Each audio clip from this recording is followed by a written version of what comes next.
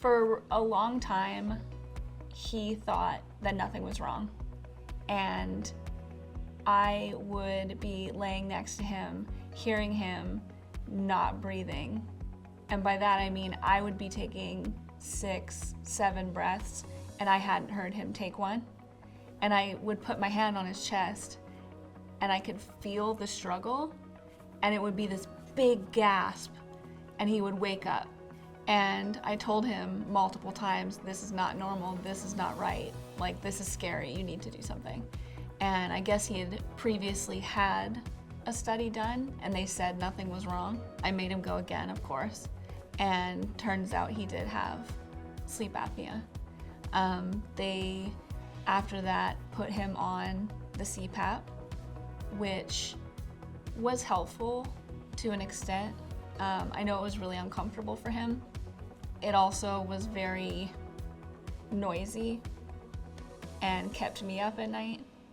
And I know he struggled with, dry airway, it just, the whole setup just doesn't look like it would be comfortable anyway. It was brought up to him about the idea of this mouth guard. And I will admit I was skeptical because it's hard to think about how something like a mouth guard that you put in at night could do the same thing that like a CPAP machine would do. Very, very quickly, it was noticeable not only in his comfort level in sleep, but also you could just tell he was sleeping better. He had more energy, he, slept for longer amounts of time, more comfortably. So it was a big, big difference.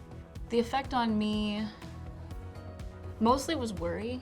Like I was worried a lot because even with the CPAP, I knew he wasn't sleeping, and obviously quality of sleep is really important. But also on top of that, sleep apnea is serious, it's very serious, and it can be life-affecting in huge ways. So to know that him at his age especially was suffering like that was scary. It was scary. So it would definitely, him having the mouth guard and seeing the improvements and hearing from him himself that he was seeing positive effects was really comforting to me.